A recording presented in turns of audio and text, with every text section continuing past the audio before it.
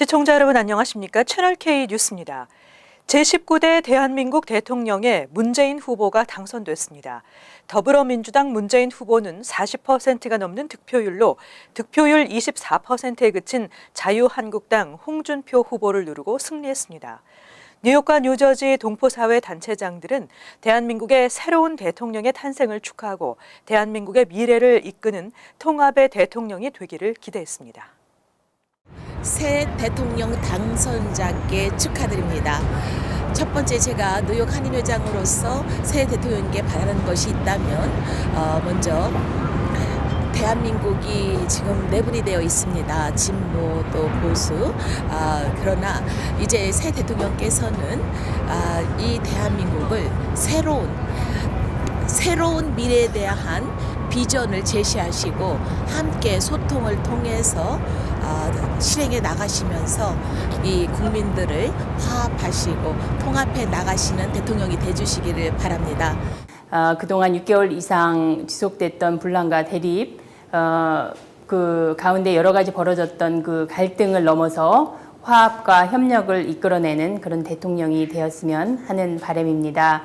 재외 동포로서의 바람은 실제로 선거가 있을 때마다 거론되었던 재외 그 동포청이 설립이 되어서 앞으로 참정권 및 복수 국적 확대 등의 재외 동포 관련 법안들이 꾸준히 나오기를 기대를 합니다. 네, 19대 새 대통령께서 이제 탄생을 하셨는데 그동안 아시다시피 탄핵 정국으로 인해서 우리 국민들의 국론이 분열되는 그런 과정을 저희는 동포로서 쭉 봐왔고, 특별히 국론 분열에 있어서 어떤 이념적인 다름이 있는 것도 저희가 확인을 했고, 북한의 핵실험으로 인해서 굉장히 국방에 여러 가지 위험을 느끼는 그런 상황을 느끼고 있는 이런 상황에 새 대통령이 되셨는데, 이제 국론을 하나로 묶으시고 또 화합해서 궁극적으로는 남과 북이 하나가 되는 통일 정국이 왔으면 좋겠습니다. 거리의 시민들도 새 대통령에 다양한 당부를 했습니다. 정의가 바로 서는 나라, 소외된 계층을 잘 살피는 대통령이 되기를 바랬습니다.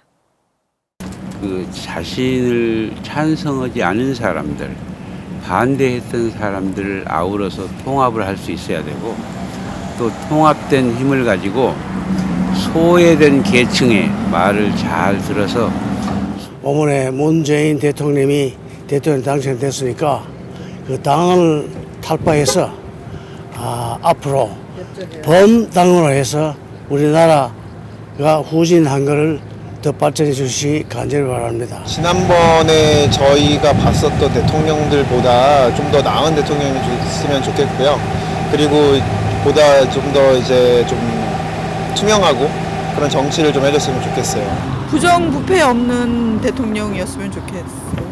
그동안 이제 앞으로 이제 대통령 취임 이제 새로 하시면은 이제 우리나라가 이제 세계 나라가 될 수 있는 나라가 되게끔 좀 더 힘써 주셨으면 좋겠습니다. 미국의 정부 관계자와 한반도 관련 전문가들은 문재인 정부 탄생과 관련해 한미 동맹은 굳건할 것이라고 예측했습니다. 전문가들은 한반도 사드 배치와 FTA 재협상 등 주요 현안을 해결하기 위해 한미 양국이 잘 협조해야 한다고 강조했습니다. 보도에 지한샘 기자입니다. 미국 정부 당국자는 오늘 문재인 정부 탄생과 관련해 대북 화해 접근법을 선호하는 새 대통령의 당선은 한국과 미국 정부와의 관계에 변동성을 더할 수 있지만 한미 동맹 관계에 큰 변화는 예상되지 않는다고 말했습니다. 익명을 요구한 이 당국자는 로이터 통신과 인터뷰에서 문 당선인이 사드 배치의 이의를 제기한 사실을 거론하며 이같이 밝혔습니다. 그는 문 당선인은 압승에도 불구하고 여전히 연장을 해야 할 것이고, 그래서 취임하면 사드에 대한 입장을 누그러뜨릴 가능성이 있다고 내다봤습니다. 대다수의 한반도 전문가들도 변함없는 한미동맹을 예상했습니다. 로버트 매닝 애틀레틱 카운슬 선임연구원은 한미동맹은 앞으로도 좋을 것이라면서 북한의 불안정 사태처럼 어떤 일들이 어려운 상황을 만들지 않는 한 한미동맹은 문재인 정부 아래에서도 크게 바뀌거나 도전받지 않을 것이라고 내다봤습니다. 앨런 롬버그 스팀슨 센터 석좌연구원은 문재인 트럼프 시대의 미래 관계에 대해 분명히 양측에 많은 우려가 있는 게 사실이라면서 그런 우려들은 노무현, 조지 부시 시절에 어려웠던 때와 맞물리면서 두 사람의 실체와 스타일에 터잡고 있다고 전했습니다. 롬버그 연구원은 대북정책, 사드, 한미 FTA를 열거하면서 이런 것들은 한미동맹이 핵심적이고 효과적으로 유지하기 위해 양국 정상이 잘 관리해야 하는 그런 사안들이라고 단언했습니다. 채널K 뉴스 지한샘입니다.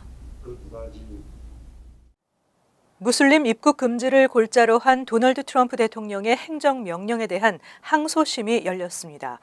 첫 변론에서 연방정부는 첫 행정명령 때와 같은 입장을 고수했으며 법원은 행정명령이 종교적 배경에 근거를 두고 있다고 판단했습니다. 8일 무슬림 입국 금지 행정명령 두 번째에 대한 항소심 첫 변론에서 제프리 월 법무차관 권한대행은 행정명령이 종교를 바탕으로 한 것이 아니라고 주장했습니다. 하지만 앞서 연방법원, 하와이 지법 등은 이번 행정명령이 중동과 아프리카 지역 무슬림 국가 출신 방문자의 입국을 금지하고 있기 때문에 종교의 자유를 보장한 헌법 위배라고 판시했습니다. 연방정부는 잠재적 테러리스트를 차단하자는 것이 근본 이유라며 첫 행정명령 때와 크게 달라지지 않은 입장을 고수했습니다. 그러나 지난 1월 발동된 첫 행정명령에 따른 입국 금지도 법원에 의해 시행이 금지됐었습니다. 특히 당시에는 입국 금지 대상에 미국 영주권 소지자도 포함돼 있어 논란이 됐었고 백악관은 두 번째 행정명령에 영주권자와 이라크를 제외시켰습니다. 그러나 역시 법원은 여전히 이 행정명령이 종교적 배경에 근거를 두고 있다고 보고 있습니다.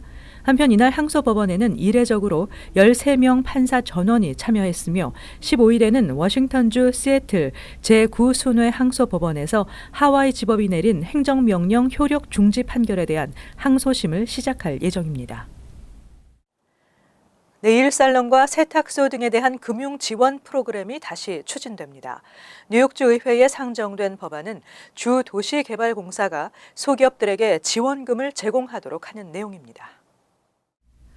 5일 론킴 뉴욕주 하원 의원은 내일 드라이클리닝 업소에 환경설비 설치 지원금을 주정부가 제공하도록 하는 법안을 상정했습니다. 김 의원은 지난번 지원금 $300만 달러를 2017-2018 회계년도 예산안에 포함하려 했지만 좌절됐었습니다. 연방 주정부의 환경 규정을 준수하기 위해 내일 드라이클리닝 업소들은 사업 유지에 어려움을 겪고 있습니다. 이번에 다시 상정한 법안은 주 도시개발공사가 내일 드라이클리닝 업소와 같은 소기업들에게도 지원금을 제공하도록 하는 내용입니다. 현재 도시개발공사는 정보기술업체를 중심으로 지원금을 제공하고 있는데 신청 대상을 내일 드라이클리닝 업소로 확대해야 한다는 것입니다. 이번 법안의 지원금 규모는 명시되지 않았습니다. 하지만 당초 김 의원은 지난번보다 많은 $500만 달러 지원 상정을 검토한 바 있으며 지원금 제공처도 환경시설공사로 설정하려 했습니다. 환경시설공사로 지원처를 변경한 이유는 쿠오모 주지사가 강력 추진하고 있는 로컬 기업 지원 사업의 일환으로 내일 드라이클리닝 업소 지원금을 포함시키기 위해서입니다. 현재 주 하원 소기업위원회에 계류 중입니다. 빌 드블라지오 시장의 서민주택 20만 가구 공급 방침에 따라 뉴욕시 서민주택 건설이 활발히 진행되고 있습니다. 맨하탄 웨스트사이드와 브롱스 양키 스테디움 인근에 서민주택 건립이 추진되고 있습니다. 8일 부동산 전문 매체 리얼딜과 커브드 등에 따르면 뉴욕시 경제개발공사는 맨하탄 웨스트사이드 11레비뉴와 38스트리트 사이에 주상 복합 건물 건립을 추진하면서 서민주택 234가구가 지어집니다.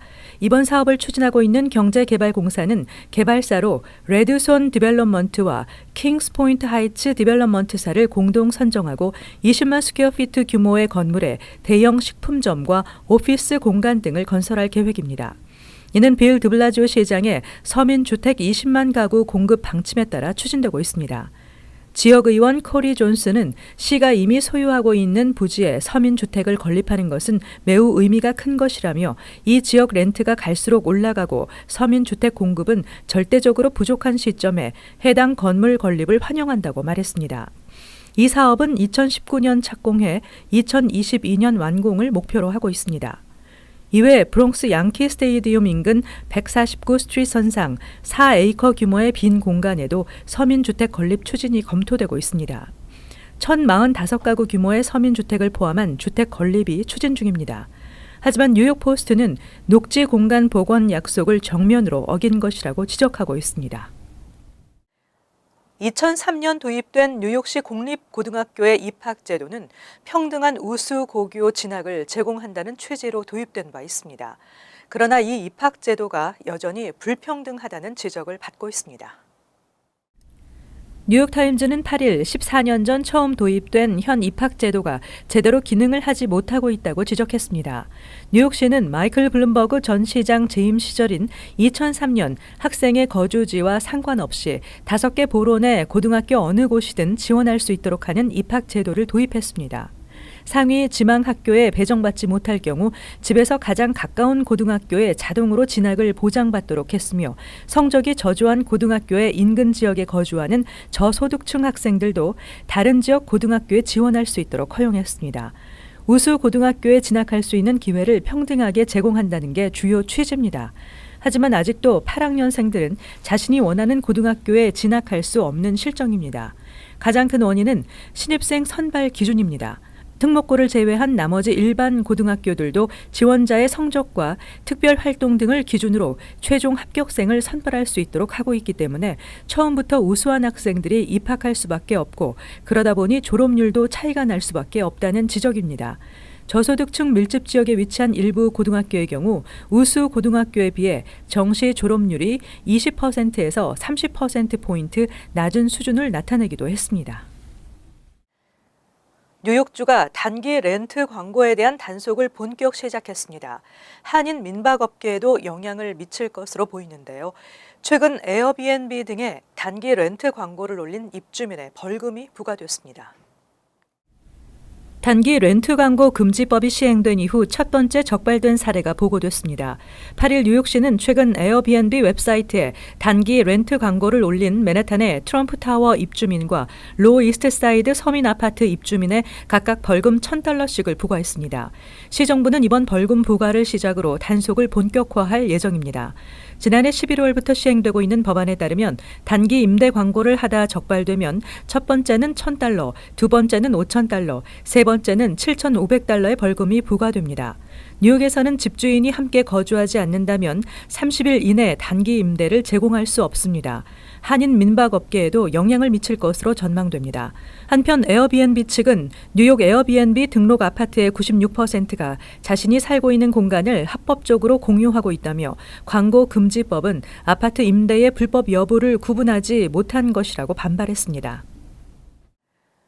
뉴저지 트랜짓의 기차 무임승차가 한 해에 24만 건으로 $550만 수익 손실을 초래하는 것으로 나타났습니다.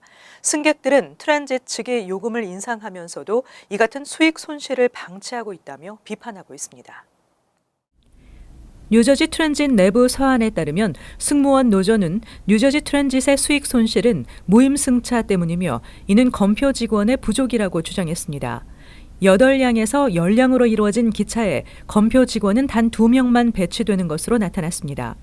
이로 인해 24만 장의 승차권을 제대로 확인하지 못했으며 수익 손실은 $550만 달러에 달하는 것으로 추정됐습니다. 다음 원인으로는 잦은 기차 운행 차질이 지적됐습니다. 시설 고장 등으로 인해 운행 기차 수가 줄어들었지만 승객은 오히려 지난 2009년 하루 평균 13만 8천 명에서 지난해에는 16만 5천 명으로 약 20% 늘었습니다. 요금을 꼬박꼬박 내는 승객들 입장에서는 트랜짓이 운영비 부족을 이유로 요금을 인상하면서도 무임승차로 인한 수익 손실 문제를 방치하고 있다는 비판이 나올 수밖에 없습니다. 이에 대해 트랜짓의 낸시 스나이더 대변인은 출퇴근 피크타임의 경우 약 80%가 월 정기권을 사용하는 승객이라며 검표 직원 수도 충분하다고 노조 측의 주장을 일축했습니다. 한편 연이은 뉴저지 트랜짓 등의 열차 사고로 인해 불편을 겪은 승객들은 요금 안 내기 캠페인을 전개하고 있습니다. 이어서 LA 지역 한인사회 소식입니다. 2024 하계 올림픽 유치전을 벌이고 있는 LA시가 올림픽 개최 장소를 발표했습니다. LA 올림픽 유치위원회 LA 2024 측은 오는 10일부터 12일 사이 IOC가 올림픽 유치 장소의 결정을 위해 LA를 방문하기로 했다며 올림픽과 패럴림픽 개최 장소의 디자인을 공개했습니다. 당국이 공개한 도안에 따르면 만일 이번 올림픽이 LA에서 개최될 경우 기존 올림픽과 패럴림픽 빌리지를 비롯해 USC 캠퍼스 미디어 빌리지, 프레스센터, 산타모니카의 비치발리볼 장소도 올림픽 경기 장소에 포함될 예정입니다. 또 로즈볼의 축구 경기장, 포럼 체육관, 프랭크 G 보넬리 파크의 트레일 코스, 램즈 스테디움 등도 LA 올림픽 경기장으로 지정될 것으로 알려졌습니다. 한편 2024 올림픽 개최지 선정은 오는 9월 결정될 예정입니다. 캘리포니아주 UC 계열 대학과 USC가 미 전역에서 저소득층을 위한 장학생 제도가 가장 잘 운영되고 있는 것으로 나타났습니다. 조지타운 교육노동센터는 UC와 USC 계열 대학교가 저소득층 대학생의 장학금인 펠 그랜트를 통한 신입생 입학 비율이 20%로 전국 평균에 비해 높은 수준으로 나타났다고 밝혔습니다. 센터 측은 조사 결과 하버드와 스탠포드대의 경우 펠 그랜트로 입학하는 학생들의 비율이 10% 중반에 머문 반면 UC 계열의 경우 UC 버클리는 31.4%, UCLA는 35.9%, UC 샌디에고는 40.1%, UC 리버사이드는 61.5% 등 상대적으로 매우 높은 비율을 기록했으며 사립대학인 USC 역시 펠 그랜트를 통한 전체 23.4%의 학생들이 대학에 입학했다고 설명했습니다. 특히 미 전역 500여 곳의 명문대 가운데 163곳은 펠 그랜트 수혜 학생들의 비율이 전체 입학생 가운데 20%도 채 되지 않는다고 지적했습니다. 이어 센터 측은 펠 그랜트 장학금 수혜 학생은 다른 학생들에 비해 졸업률이 높고 SAT 점수도 우수한 만큼 이 같은 장학금 제도가 학교의 인재 양성과 학생들의 균등한 교육 기회 제공에 도움이 될 수 있을 것이라고 분석했습니다. 이어서 간추린 소식입니다. 뉴욕주 변호사 시험 합격 한인들이 크게 줄어든 것으로 나타났습니다. 뉴욕주 변호사 시험위원회는 2017년 2월 한인 성씨를 추정해 합격자 명단을 발표한 결과 59명이라고 공식 집계했습니다. 지난해 85명에 비해 30%가량 줄어든 것입니다. 이번 변호사 시험에는 4,162명이 응시했고 합격률은 44%로 나타났으며 미 법대 졸업생 52%, 외국인 응시생 45%가 합격했습니다. 이민을 온 첫해 비영어권 학생들에게는 표준시험 영어 과목이 면제됩니다. 뉴욕주 교육국은 8일 이와 같은 교육개혁안 초안을 공개하고 두 번째 등록하는 해부터는 일반 학생들과 마찬가지로 시험을 보도록 했습니다. 영어가 미숙한 학생들이 첫해 치른 영어시험 결과로는 학생의 학습 능력을 비교 평가하기 어렵다는 판단입니다. 또 3년에서 5년간의 장기적인 영어 개발 교육도 마련합니다. 뉴욕주 상원은 8일 본회의에서 조직폭력 범죄 처벌 강화와 예방 법안을 통과시켰습니다. 조직폭력 범죄를 중범죄로 처벌을 강화하고 갱단의 세력 확장을 막기 위해 범죄 퇴치 프로그램을 신설합니다. 마틴 골든 주 상원의원이 발의한 이 법안은 또 조직폭력단의 세력이 확대되는 것을 막기 위해서 갱단에 가입을 권유하기만 하더라도 벌금이 부과됩니다. 11일 버겐 카운티 한인 민주당 후원단체 유니티는 뉴저지 팰리세이드 파크 파인 플라자에서 기금 모금 행사를 엽니다. 이번 행사는 올해 뉴저지 버겐 카운티에서 주 하원, 시의원 등에 출마하는 한인 민주당 의원 4명의 후보들을 돕기 위한 것입니다. 한인 최초로 39 지역구 주 하원 의원에 도전하는 제니정 시의원, 3선을 노리는 글로리아 오 시의원, 그리고 폴 윤의 재도전과 미리암 유 씨의 초선 도전 등입니다. 다음은 환율과 증권 소식입니다.